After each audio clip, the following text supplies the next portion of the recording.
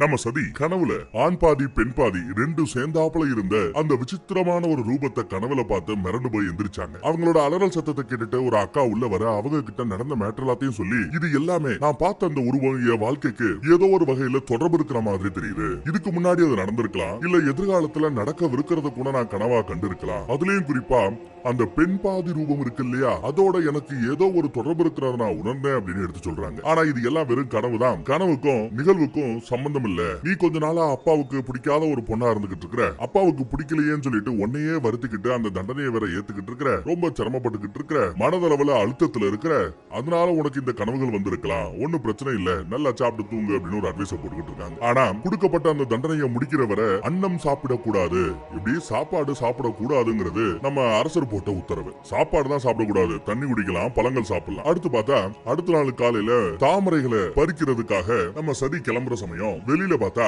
அக்காமார்கள் 2 பேரும் நிறைய ஆட்களை வேலையாட்களை ரெடி பண்ணி வச்சிருக்காங்க. பல்லக்க கூட ரெடி பண்ணி வச்சிருக்காங்க. எதுவும் சொல்லக்கூடாது, இவங்களோட ஹெல்ப்னால தான் நீ போகணும் வரணும், இவங்க இல்லாம நீ தனியா காட்டுக்கு நடுவுல போயிட்டு வர்றது எங்களுக்கு சுத்தமா பிடிக்கல அப்படின்னு அந்த அக்காமார்கள் ஸ்ட்ரிக்டா சொல்லிட, வேற வழி இல்லாம சரியா அவங்களை கூட்டிக்கிட்டு காட்டுக்குள்ள போறாங்க. இத மேல மாடியில இருந்து நம்ம அப்பாரு பாக்குறாப்புல, பார்த்தாலும் பெருசா அதை கண்டுக்கல. துணைக்கு ஆட்கள் போகக்கூடாது அப்படின்னு சொல்லல. அதே சமயம் இவர் சாப்பிடறதுக்காக சாப்பாடு எடுத்துட்டு வராங்க இவரோட பொண்டாட்டி. சாப்பிடலாமே அப்படின்னு சொன்னா, இல்ல அரசவையில முக்கியமான வேலை இருக்கு, எனக்கு சாப்பாடு வேண்டாம்னு சொல்லிட்டு கிளம்புறாரு. சரி போயிட்டு வருவீங்கல்ல, அப்போ உங்களுக்கு சாப்பாடு பறிக்கலாமே அப்படின்னு சொன்னா, இல்ல அப்பயும் வேண்டாம் அப்படின்னு சொல்லிட்டு அவரு அந்த சாப்பாடை சாப்பிடறத தவிர்க்கிறார். தான் பொண்ணு சாப்பிடல இல்லையா, அந்த மாதிரி ஒரு கஷ்டத்துல தான் சாப்பிட மாட்டேன்னு இருக்காப்ல. ரொம்ப சிறப்பான விஷயம் தானே. அம்புட்டு பாசம் பொண்ணு மேல. அந்த பக்கம் தாமரை மலர்களை தேடி நம்ம சரி அந்த பக்கம் போனாங்க இல்லையா காட்டுக்கு மத்தியில. அப்போ இவங்களோட நாட்டுக்குள்ள இருந்து நிறைய பேரு அகதிகள் மாதிரி வெளியில போறத பார்த்துட்டு, யார் நீங்க, எதுக்காக இப்படி அகதிகள் மாதிரி வெளியில போறீங்கன்னு விசாரிச்சா, நீங்க நம்ம அரசரோட பொண்ணு தானே, உங்க பேரு சதி தானே, வணக்கம் அப்படின்னு அந்த கூட்டத்துல ஒருத்தர் ஒரு வணக்கத்தை போட்டுவிட்டு, நாங்க வேற யாரும் இல்ல, நீங்க ஒரு சிவலிங்கத்தை எடுத்து அந்த விஷ்ணுவோட சிலைக்கு பக்கத்துல வச்சீங்களே, அந்த சிவலிங்கத்தை உங்ககிட்ட கொடுத்தாரே ஒரு சிற்பி, அந்த சிற்பியோட சொந்த பந்தம் நாங்க, எங்களை நாடு கடத்தி உத்தரவு போட்டுட்டாரு உங்க அப்பா. உங்களுக்கு தாமரை மலர்கள் மீது விஷ்ணுன்னு எழுதக்கூடிய 1,00,000 தடவை எழுதக்கூடிய தண்டனை, எங்களுக்கு நாடு கடத்தும் தண்டனை, அவ்வளவுதான் வித்தியாசம் அப்படின்னு எடுத்து சொல்லிக்கிட்டு இருக்கும்போது, அந்த சிற்பிகள் கூட்டத்தில் இருக்கக்கூடிய சில மகளிர் மட்டும் இந்த பொண்ணை திட்டுறாங்க. உன்னாலதான் எல்லாமே, நீ பண்ண தப்புக்கு நாங்க அனுபவிக்கிறோம் அப்படின்னு திட்ட இவங்களுக்கு ஒரு மாதிரி ஆயிடுதுங்க. இருந்தாலும் அந்த பெரியவர் அந்த கூட்டத்தில் இருந்த லேடிஸ் எல்லாத்தையும் சத்தம் போட்டு விட்டு, இங்க பாருமா, நீயும் கஷ்டப்படுற, நாங்களும் கஷ்டப்படுறோம், எங்க கஷ்டத்துக்கு விமோச்சனம் உண்டு. ஏன்னா செத்ததுக்கு அப்புறம் போய் சேர வேண்டிய அந்த இமயமலையில அந்த சிவனோட அடியில நாங்க இப்போ உசுரோட இருக்கும் போதே போய் சேர போறோம், நாடு கடத்தப்பட்ட நாங்க கைலாய மலைக்கு போக போறோம் அப்படின்னு சொல்லிட்டு புறப்பட்டு போறாங்க. போற வழியில உங்களுக்கு தாமரை மலர்கள் வேணும் தானே, இங்க இருந்து ஒரு 30 கிலோமீட்டர் தூரத்துல ஒரு பெரிய குளத்துல நிறைய தாமரை மலர்கள் இருக்கு, லட்சக்கணக்கான மலர்கள் இருக்கு, அது உங்களுக்கு பிரயோஜனமா இருக்குன்னு சொல்ல ரொம்பவே நன்றின்னு சொல்லிட்டு இவங்க சந்தோஷப்படுறாங்க. மொத்த மலர்களோ மொத்தமா ஒரு இடத்துல கிடைக்க போகுதுன்னு நினைக்கிற அந்த சந்தோஷம். அதே சமயம் இவங்க நாடு கடத்தப்பட்டவங்க அங்க இருந்து போகும்போது ஒரு மாட்டு வண்டியில திரையில மூடி வச்சிருப்பாங்க. என்ன மூடி வச்சிருக்காங்கன்னு தெரியாமையே அது மேல இவங்களுக்கு ஒரு ஆர்வம். அதையே பாத்துக்கிட்டு இருக்காங்க. அப்படியே மூடி வச்சிருக்கிற அந்த திரை விலகுது. விலகுனதுக்கு அப்புறம் உள்ள பார்த்தா ஒரு பிரம்மாண்டமான சிவலிங்கத்தை ரெடி பண்ணி கைலாய மலைக்கு எடுத்து போய்கிட்டு இருக்காங்க. அதை பார்த்ததுமே இவங்களுக்கு அந்த பழைய நினைவுகள்லாம் ஞாபகம் வருது. அந்த சிவலிங்கத்தால இவங்களுக்கு ஏற்பட்ட விஷயம், அந்த சிவனை முதல் முறையா இவங்க பார்த்ததுன்னு அத்தனையுமே இவங்களுக்கு ஞாபகம் வருது. சிவனோட சொரூபம் இவங்களோட அந்த நினைவுகள்ல வந்து போகுது. அதையெல்லாம் நினைச்சு பாக்குறாங்க. சிவ மேல இவங்களுக்கு ஒரு ஈர்ப்பு ஏற்பட்டாலும் இன்னொரு பக்கத்துல தன்னோட தகப்பருக்கு எந்த ஒரு அவமானத்தையும் பண்ணிடக்கூடாது, கொடுத்துடக்கூடாதுங்கிற விஷயத்திலயும் அவங்க குறிக்கோளோட இருக்காங்க. அதே சமயம் அந்த பக்கத்துல நம்ம சதியோட தகப்பனை தக்ஷனை காமிக்கிறாங்க. சிம்மாசனத்துல உட்கார்ந்து ஏதோ ஒரு பெரிய சொற்பொழிவா ஆத்துன்னு ஆத்திக்கிட்டு இருக்காரு. என்ன பண்றாரு அப்படின்னா, புதுசா இந்த நாட்டுல ஒரு சட்டத்தை கொண்டு வராரு, ஒரு வழிபாட்டு முறையை கொண்டு வராரு. அதன்படி இனிமே இந்த நாட்டுல வழிபட தகுதியானவர்கள் 2 கடவுள் தானா, ஒன்னு விஷ்ணு, இன்னொன்னு பிரம்மதேவர். இவங்க 2 பேரை தவிர வேற எந்த கடவுளை கும்பிட்டாலும் அது தண்டனைக்குரிய குற்றம் அப்படிங்கிறாரு. அது மட்டும் இல்லாம அவர் ஏதோ ஒரு பெரிய யாகத்தை நடத்த போறாராம். அந்த யாகத்துக்கு வர்றவங்க கண்டிப்பா இந்த 2 கடவுளை மட்டும்தான் கும்பிடணுமே தவிர மித்த கடவுள்களை கும்பிடக்கூடாது. அதுலயும் குறிப்பா அந்த அகோரிகளோட தெய்வமான சிவனை கும்பிடவே கூடாது அப்படின்னு உத்தரவு போட்டிருக்கிறார். அப்படி அவங்க பேசிட்டு இருக்கிற சமயம் பின்னாடியே நம்ம நாரதர் அங்க வந்து சேராருங்க. நாரதரை பார்த்ததுமே, என்னையா இந்த ஏரியா பக்கம் வந்திருக்க, அப்பா நல்லா இருக்காரா அப்படின்னு விசாரிக்கிறாப்ல நம்ம தர்ஷன். அவருக்கு என்ன சிறப்பா சந்தோஷமா இருக்கார். நான் தான் அப்படியே ஏதோ ஒரு மேட்டரை கேள்விப்பட்டு உங்ககிட்ட விசாரிக்கலாமேன்னு வந்தேன் அப்படிங்கிறாரு. நாரதா, எங்க போனாலும் உன் கழகத்துல ஏதாவது ஒரு பஞ்சாயத்தை கூட்டிட்டு 2 குடும்பத்துக்கு நடுவுல ஒரு பிரச்சனையை போட்டு விட்டு அவங்க கஷ்டப்படுறத சண்டை போறத பார்த்து சந்தோஷப்படக்கூடியவன் நீ. எதுக்காக இந்த ஏரியா பக்கம் வந்திருக்கிற, என்ன மேட்டர்னு விசாரிச்சா, ஆமா நான் கேள்விப்பட்டேன் உன் பொண்ணு பக்கம் சிவனை சேர்ந்தவங்க எல்லாம் வந்து ஏதோ கொஞ்சம் குளறுபடி பண்ணிட்டே இருக்காங்களாமே, சிவனை கண்டாலே உனக்கு பிடிக்காது, அந்த மாதிரியான நீ பண்ண அந்த பிரம்மாண்டமான விஷ்ணு விஷ்ணு சிலைக்கு பக்கத்துல சிவலிங்கத்தை உன் பொண்ணு வச்சிட்டாலாமே அப்படி இப்படின்னு விசாரிக்கிறார். ஏத்தி விடுறார். தெரியுமியா? தெரியும். இங்க உன்னோட கலகத்தை ஆரம்பிச்சதுக்கு அப்புறம் இங்க என்ன நடக்குதுங்கிற மேட்டர் உட்பட எல்லாத்தையுமே தெரிஞ்சுக்கிட்டு நீ நேரா கைலாய மலையில போய் அந்த சிவனை தான் பாப்பேன்னு எனக்கு தெரியும். அதனால உங்ககிட்ட நான் எதுவும் பேசுறதுக்கு இல்ல. ஆனா ஒரு செய்தியை மட்டும் கொண்டு போய் அந்த ஆள் கிட்ட சேர்த்துரு.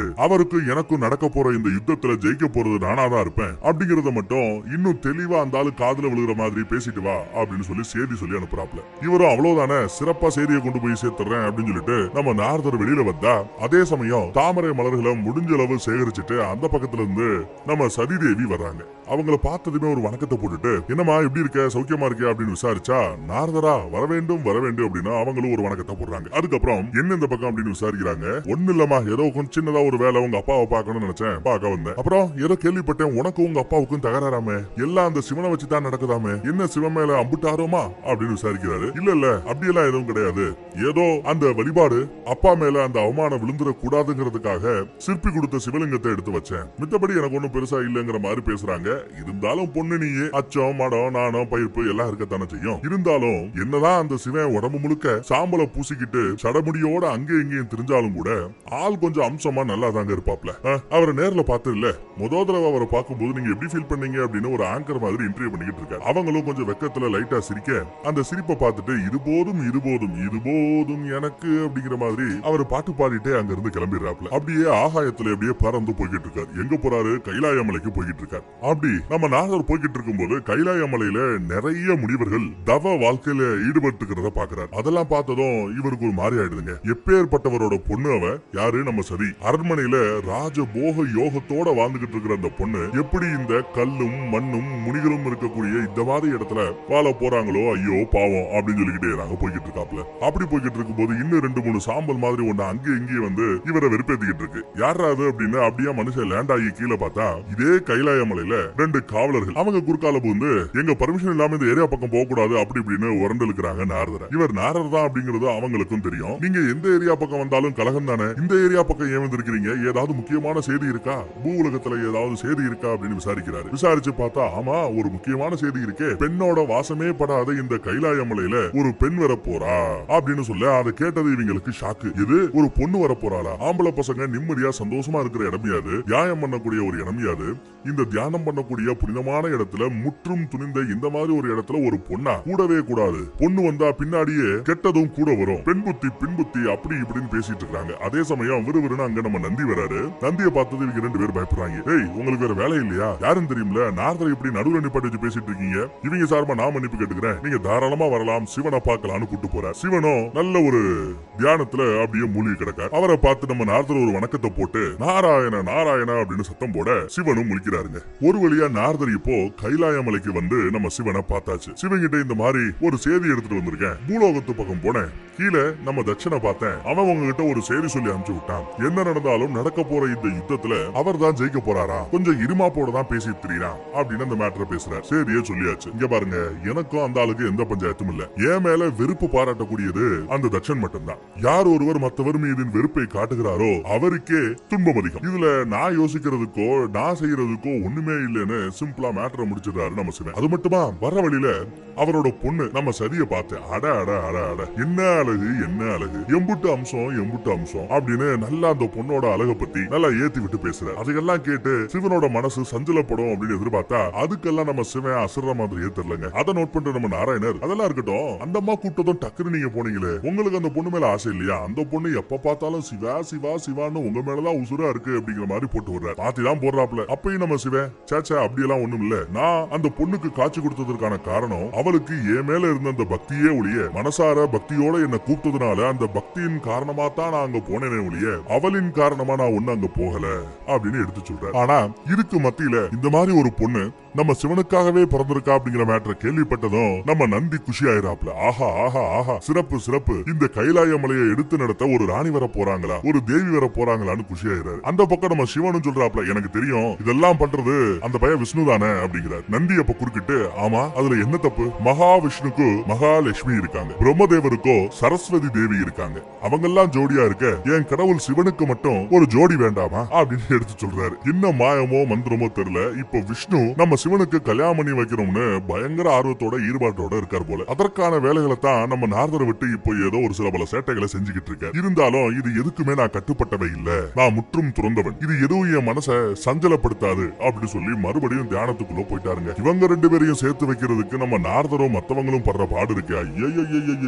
அந்த பக்கம் நம்ம சதிதேவி தூங்கிக்கிட்டு இருக்கும் போது மறுபடியும் ஏதோ ஒரு டிஸ்டர்பன்ஸ். எப்ப பார்த்தாலும் அந்த கைலாய மலை பக்கமே நின்னுகிட்டு இருக்காங்க. கண்ணை மூடுனா அந்த ரூபம் வந்து இவங்களை டிஸ்டர்ப் பண்ணுது. இவங்களோட பார்வை முழுக்க அந்த கைலாய மலை பக்கமே இருக்கு. இருந்தாலும் இதெல்லாம் தான் அப்பாவுக்கு பிடிக்காதுன்னு சொல்லிட்டு கோயால தூங்குனா தானே உங்களை பத்தி அந்த கனவுகள் எல்லாம் எனக்கு வரும், இனிமே நான் தூங்கவே மாட்டேன், எங்க அப்பாருக்கு பிடிக்காத எந்த செயலும் செய்ய மாட்டேன் அப்படின்னு தூக்கத்தை கைவிட போவதாக நம்ம சதிதேவி அறிவிக்கிறாங்க. அந்த மேட்டரை தன்னோட அக்கா கிட்ட சொல்ல அவங்களுக்கு ஷாக்கு. என்னமா சொல்றடி, சாப்பாடு தான் சாப்பிடக்கூடாது, ஆனா நீ பழங்களை கூட சார மாட்டேங்கிற, தண்ணியை கூட குடிக்க மாட்டேங்கிற, இப்ப தூங்கவும் மாட்டேன்னு முடிவெடுத்திருக்கிறியே, உடம்பு என்னத்துக்காருது அப்படின்னு அட்வைஸ் போடுறாங்க. அதுக்குள்ள பார்த்தா மழை வர மாதிரி தெரிய, மழை வரதுக்குள்ள கொஞ்சம் தாமரை மலர்களை எடுத்துட்டு வர வேண்டிய வேலை இருக்கு, அதை போய் நான் எடுத்துட்டு வரேன்னு சொல்லிட்டு குடுகுடுன்னு இவங்க போயிடுறாங்க. மழை பயங்கர ஜோரா புயல் மலையா பெஞ்சுக்கிட்டு இருக்கு. அந்த மலைக்கு மத்தியில மலர்களை தேடி நம்ம தேவி புறப்பட்டு போறா. இந்த பக்கம் அக்கா மருக ரெண்டு பேரும் இந்த நட்டு ராத்திரியில, அதுவும் இந்த புயல் மலையில தங்கச்சி போய் கஷ்டப்படுறாளே, போனவ திருப்பி வருவாளா இல்ல புயல்ல மாட்டி செத்து போயிடுவாளா அப்படின்னு பயப்படுறாங்க.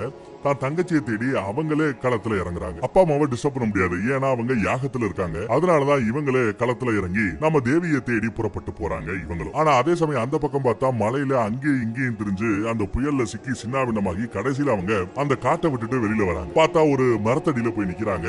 அது ஒரு வில்வ மரம். மேல இருந்து வில்வ இலைகள் இவங்க மேல வந்து விழுகுது. வில்வ இலைய பார்த்தாலே இவங்களுக்கு ஞாபகம் வரக்கூடியது அந்த பழைய விஷயங்கள் எல்லாம், நம்ம சிவனை பத்திய விஷயங்கள் எல்லாம் ஞாபகம் வருது. ஆனா அவரோட நினைப்பே வரக்கூடாது அப்படின்னு இவங்க ரொம்ப கங்கணம் கட்டிட்டு இருந்தா திரும்ப திரும்ப அந்த நினைப்பு தான் வந்து இவங்களுக்கு எடுத்துக்கிட்டு இருக்கு. அந்த வில்வ இலைய தூக்கி எரிஞ்சிட்டு அந்த மரத்தையே தியாகம் பண்ணிட்டு அவங்க இன்னும் வெளியில வராங்க. வெளியில வந்து பார்த்தா அந்த கானகத்தை தாண்டி கைலாய மலைக்கு போகிற அந்த திசை பக்கம் வந்து நிக்கிறாங்க. என்னையா குடும்பம் இது, எந்த பக்கம் போனாலும் நீதானா, என்னைக்கு நான் உன்னை முத பார்த்தனோ அதுக்கப்புறம் என் வாழ்க்கையில சந்தோஷங்கிறதே இல்லாம போயிடுச்சு, எங்க அப்பா முகத்திலையும் சந்தோஷங்கிறதே இல்லாம போயிடுச்சு, இதுக்கு ஒரு விமோச்சனமே கிடையாதா அப்படின்னு கட்டி கூப்பாடு போட்டுட்டு அப்படியே அங்க மயங்கி விழுந்துடுறாங்க. அதே சமயம் பின்னாடியே வந்து அந்த அக்காமாருக்கு தான் அவளை கைத்தாங்களா கூட்டு போய் அரண்மனையில படுக்க போடுறாங்க. ஆனா நாளாக நாளாக நாளாக நம்ம தேவியோட உடம்பு ரொம்பவே நொந்து நூலாகிட்டே இருக்கு. நல்ல காய்ச்சல், ஏற்கனவே சாப்பிடல, தண்ணி குடிக்கல, தூங்க மாட்டேன்னு சொல்லிட்டு தூக்கத்தை கைவிட்டுறாங்க. இப்ப என்னடானா காய்ச்சல் வந்துருச்சு, கால்ல புண்ணு கையில புண்ணு அப்படின்னு ஏகப்பட்ட புண்கள். இப்படியே இருந்தா இவ செத்து போயிடுவான்னு சொல்லி புரிஞ்சுக்கிட்டு அக்காமார்க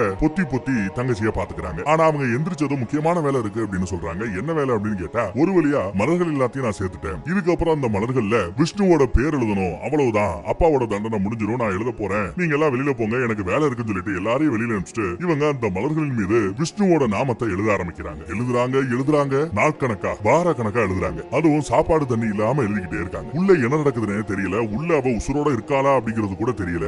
அக்காமார்க கதவை தட்டி கூப்பிட்டு இருந்தாங்க, திறக்கல. பின்னாடியே அம்மா போய் கதவை தட்டி கூப்பிடுறாங்க, திறக்கல. இதுக்கப்புறம் இப்படியே விடக்கூடாதுன்னு சொல்லிட்டு சேதியை சொல்லி யாருக்கிட்ட, நம்ம அரசர்கிட்ட போய் சொல்றாங்க. அங்க பார்த்தா அரசரு பொதுமக்கள் கிட்ட ஏதோ பேசிக்கிட்டு இருக்காரு. ஏதோ வசந்த கால விழான்னு ஒண்ணு நடத்த போறாங்களா, இந்த வருஷம் நடத்தணும், அதுக்கு சேதி சொல்லுங்க அப்படின்னு வந்து கேக்குறாங்க. இந்த வருஷம் வசந்த கால விழாவுக்கு தேதி சொல்லக்கூடிய அந்த பொறுப்பு யாருக்கு கொடுக்கப்பட்டதா இருந்ததா, நம்ம சதிதேவிக்கு தான் கொடுக்கப்பட்டு இருந்தது. சோ அவங்க வந்து சொல்லும் போது நம்ம வசந்த கால விழாவை நடத்திக்கலாம்னு பேசிட்டு இருக்கும் போது அம்மா உள்ள வராங்க.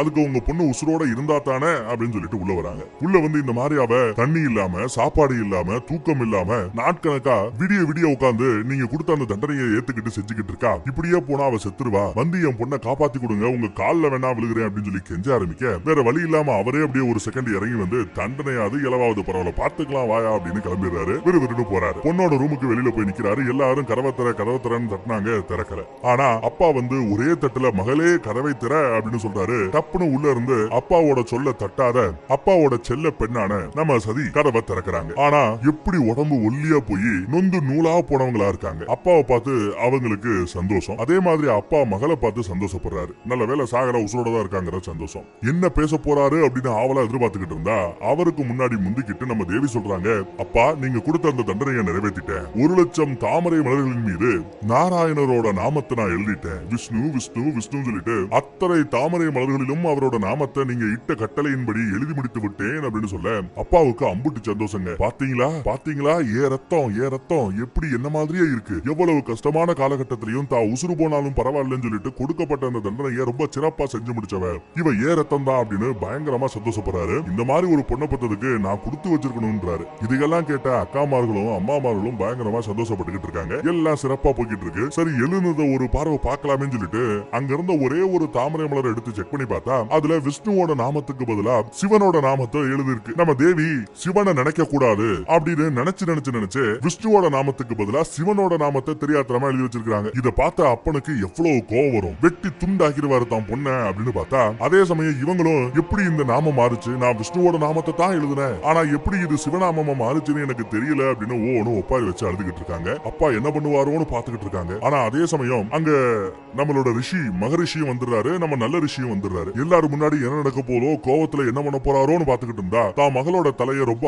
ஆசையா கோழி விட்டு அதெல்லாம் ஒண்ணும் பிரச்சனை இல்ல, நீ கொஞ்சம் மன அழுத்தத்துல இருக்க, அதுக்கு தெரிஞ்சோ தெரியாமலோ நானும் ஒரு காரணமா அமைஞ்சிட்டேன், அதனாலதான் எல்லாம் தப்பு தப்பா நடக்குது, ஒன்னும் பிரச்சனை இல்ல மகளே, தண்டனை நிறைவேற்றி ஆகிவிட்டது, இதெல்லாம் நீ பெருசா கண்டுக்காத, யாருக்கிட்டே இதை பத்தி பேசாத, நீ போ நான் பாத்துக்கிறேன் அப்படின்னு சொல்ற. அப்புறம் அந்த அக்காமார்கள் எல்லாத்தையும் கூப்பிட்டு இந்த மலர்கள் எல்லாத்தையும் அப்புறப்படுத்த வேண்டிய அந்த வேலையை பாருங்க, என் மக சாப்பிட்டு எம்பிட்டு நாளாச்சு, அவளுக்கு ஏன் கையாலேயே சாப்பாடை ஊட்டி விடணும் அப்படின்னு அநியாயத்துக்கு நல்லவரா பேசுறாங்க. அதே மாதிரி சொன்ன மாதிரியே தான் பொண்ணுக்கு தாங்கையால ஊட்டியும் விடுற. ஊட்டி விட்டுட்டு நல்லா சாப்பிட வச்சுட்டு அப்புறம் என்னமா வேணும், ஏதாவது வேணும்னா சிறப்பா செய்யலாம் சொல்லுமா அப்படின்னு கேட்க, இல்ல நிறைய மலர்களை பறிக்கிறன்ற பேர்ல நிறைய செடிகளை நான் துன்புறுத்திட்டேன், இன்னும் நிறைய மலர்களை நாம வளர்க்கணும், காடுக்கு தண்ணீர் பாய்ச்சணும், வயல்வெளிகளுக்கு தண்ணீர் பாய்ச்சணும், தாவரங்களும் தோட்டமும் செழிப்பா இருக்கணும், அந்த வேலையெல்லாம் பார்த்து ரொம்ப நாள் ஆயிப்போச்சு, அதை கொஞ்சம் நான் மேற்பார்வை பார்க்கணும் விருப்பப்படுறதா சொல்ல, அவ்வளவுதானே போய் சிறப்பா பண்ணு மகளே அப்படின்னு தான் மகளை அனுப்பி வச்சுட்டு இந்த பக்கத்துல வில்லத்தனமா ஒரு பார்வை பாக்குறாருங்க. அந்த பார்வையை பாக்குற பொண்டாட்டி இந்த வில்லத்தனமான பார்வைக்கு என்ன அர்த்தம் அப்படின்னு கேட்டா, நடக்க போற இந்த யுத்தத்துல அந்த சிவனை சார்ந்தவங்க எல்லா பேரும் என் பொண்ண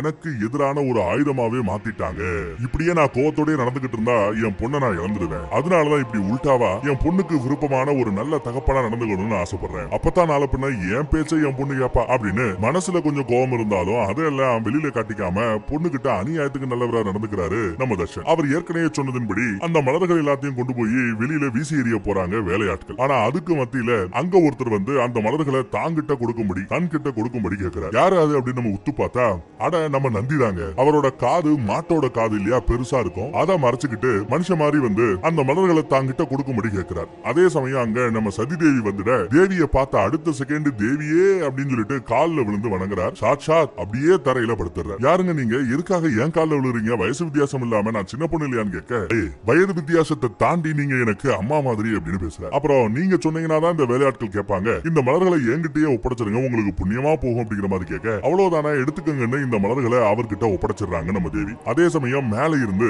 இத நம்ம அரசரும் கூடவே அந்த மகரிஷியும் பாக்குறாங்க. கீழே இருந்து நம்ம நல்ல ரிஷியும் பாக்குறாரு. மலர்களை வாங்கிட்டு நந்தி அங்க இருந்து கிளம்பி போயிடுறாரு. மேல இருக்கிற நம்ம ராஜாவுக்கு ரொம்ப ஈஸியா தெரிஞ்சிருது வந்திருக்கிறது வேஷம் போட்டுட்டு வந்த நம்ம சிவனோட வாகனமான நந்தி தேவர் அப்படிங்கறத ரொம்ப ஈஸியா கண்டுபிடிச்சிருக்காரு. சிவ வாகனத்துக்கு இங்க என்ன வேலைன்னு மேல அரசருக்கு பயங்கர கோவம். இது தெரியாம இந்த பக்கம் நல்லபடியா சிரிச்சு பேசி நந்தி தேவர் அங்க அஞ்சு வச்சு இந்த பக்கம் திரும்பி பார்த்தா அப்பா அநியாயத்துக்கு கோவப்படுறத பார்த்து இவங்களுக்கு இப்ப தாங்க பயம் வருது. ஐயோ தப்பு பண்ணிட்டோமோ, எதுக்கு அவர் இவ்வளவு கோவப்படுறாரு அப்படின்னு தெரியாம முழிக்கிறாங்க. கீழே இருந்து அந்த நல்ல ரிஷி இருக்காப்புல அவர்கிட்ட போய் என்னதான் ஆச்சு கொஞ்சம் எடுச்சொல்லியா அப்படின்னு விசாரிக்கிறாங்க. அவரு எனக்கு இருக்கியா வம்பு அப்படின்னு ஒதுங்க பாக்குறாரு. இல்ல நீங்க சொல்லித்தான் ஆகணும், என் மீது ஆணை அப்படின்னு சொல்லி கேட்க, வந்தது வேற யாரும் இல்ல சிவனோட வாகனம் நந்தி தேவர் அப்படின்னு சொல்ல ஷாக் ஆயிடுறாங்க. எங்க பார்த்தாலும் இந்த சிவனை வச்சே நமக்கு பிரச்சனை வருதுன்னு முழிக்கிறாங்க. ஆனா இவங்க மேல என்ன தப்பு, இந்த நந்திங்கிறவரை தடவை இவங்க பாக்குறாங்க. ஆனா இவங்க அப்பாவோட பாயிண்ட் ஆஃப் வியூல நந்தி ஏற்கனவே பழக்கப்பட்டவர் மாதிரியும் மலர்களை கேட்டதை இவ எடுத்து கொடுத்துட்டு சந்தோஷமா சிரிச்சு பேசுறதை வச்சு சிவனின் பக்கம் தான் பொண்ணு சாயிற மாதிரி அவர் நினைக்கிறார். சந்தேகம் வேற ஒண்ணும் இல்ல, எல்லா அப்பாக்களுக்கும் பொண்ணுங்க மேல இருக்கக்கூடிய அந்த ஒரு சந்தேகம் தான் இப்போ நம்ம அரசரையும் ஆட்டு வைக்குது. இதுல நம்ம சதிக்கு இப்ப பெரிய பஞ்சாயத்து, இப்பதான் ஒரு பஞ்சாயத்து முடிஞ்சிருச்சு அப்படின்னு நினைச்சா இப்ப இன்னொரு பஞ்சாயத்து வந்து நிக்குது. அந்த பக்கம் நம்ம நந்தி அந்த மலர்கள் எல்லாத்தையும் எடுத்துட்டு போய் கைலாய மலையில சிவனை பார்த்து, சிவன் தியானத்துல இருப்பாப்ல, அவரை பார்த்து சிவனே சிவனே முழிங்க முழிங்க அப்படின்னு உசிப்பி விட்டு தியானத்துல இருந்து அவரை எழுப்பி விட்டு, பாருங்களேன் கீழே நான் புலகத்துக்கு போயிருந்தேன், பக்கத்துல இருக்கிற நாட்டுக்கு போயிருந்தேன், நம்ம சதி தேவி உங்களையே நினைச்சு உருகிட்டு இருக்காங்க, உங்க நினைப்பிலேயே பாருங்களேன் 1,00,000 தாமரை மலர்கள்ல விஷ்ணுவோட நாமத்துக்கு பதிலா உங்க நாமத்தை எழுதி வச்சிருக்காங்க, எப்பேற்பட்ட பேரு, அதுவும் ஒரு வகையில தியானம் தானே அப்படி இப்படின்னு புகழ்ந்து பேசிக்கிட்டு இருக்க சிவன் காண்டாயிராரு. இந்த மாதிரியான ஒரு அற்பத்தனமான விஷயத்துக்கா தியானத்துல இருந்து என்ன நீ உசுப்புன, என் தியானத்தை தடுத்ததுக்கு காரணம் இந்த மலர்கள் தானா அப்படின்னு கேட்க நந்தி ஒரு மாதிரி ஆயிராங்க. முற்றும் துறந்தவனா நீ இருக்கணும், அப்பேற்பட்டவங்களுக்கு தான் இந்த கைலாயத்துல இடம் இருக்கும், உனக்கு ஏன் இந்த பூவுலகத்து ஆசைகள் எல்லாம் அப்படின்னு கேட்க நந்தி ஒரு மாதிரி ஆகி காலில் விழுந்து மன்னிச்சுக்கங்கய்யா, ஏதோ ஒரு உணர்ச்சி வேகத்துல இந்த மாதிரி பண்ணிட்டேன், தேவியோட கைப்பட்ட இந்த மலர்களை பார்த்ததும் என்னையுமே அறியாத ஏதோ ஒரு சந்தோஷம் உங்க பக்கத்துல வச்சு அந்த தேவியை நான் நினைச்சிட்டேன், என் தாய் மாதிரி நினைச்சிட்டேன், அதனாலதான் பாசத்துல ஏதோ பண்ணிட்டேன் அப்படின்னு சொல்லிட்டு அந்த மலர்களை எடுக்கிறார். இதை கொண்டு போய் எங்கேயாவது கொட்டிட்டு தியானத்தில் ஈடுபடும் சொல்லிட்டு நம்ம நம்ம சிவன் அவராட்டுக்கு தியானத்துக்கு போயிட்டாரு. நந்தியும் வேற வழி இல்லாம அந்த மலர்களை கொண்டு வந்து பக்கத்திலேயே இருந்த ஒரு குளத்துல கொட்டுறாரு. இந்த பக்கம் நம்ம சதிதேவி வேகமா போய் தான் அம்மா கிட்ட இந்த மாதிரி அந்த நந்தி தேவரை பத்தி எனக்கு தெரியாது, அவரை வரைக்கும் நான் பார்த்ததே இல்ல, ஆனா மலர்களை நான் கொடுத்ததுனால அப்பா என்ன சந்தேகப்பட வாய்ப்பு இருக்கு அப்படின்னு பேசிட்டு இருக்காங்க. அதெல்லாம் அப்பா அப்புறம் பாத்துக்கிறாரு, பேசிக்கிறாரு. யாகத்துல இருக்காப்ல அக்காமார்கள் செய்ய வேண்டிய கடமை எல்லாம் செஞ்சுட்டாங்க, நீ போய் யாகத்துல கலந்துகிட்டாதான் யாகம் பூர்த்தி அடையும், போய் அந்த யாகத்துக்கான வேலையை பாரு அப்படின்னு சொல்ல இவங்களும் சரின்னு சொல்லிட்டு யாகத்திற்கான அந்த வேலையை பாக்குறாங்க. யாகத்துல விஷ்ணுவோட நாமத்தை சொல்லணும், அவங்களும் அழுதுகிட்டே விஷ்ணுவோட நாமத்தை சொல்லிக்கிட்டு இருக்காங்க. ஒரு வழியா விஷ்ணுவோட நாமத்தை சொல்லி முடிக்க அந்த யாகமும் கொஞ்சம் சிறப்பா நடந்துகிட்டு இருக்கு. ஆனா அப்பா இன்னும் கோவத்தோட தாங்க இருக்காப்ல. பொண்ணை திரும்பி பார்க்கவே இல்ல, பேசவே இல்ல. என்னாகும் அடுத்து நெக்ஸ்ட் எபிசோட்ல பாப்போம்.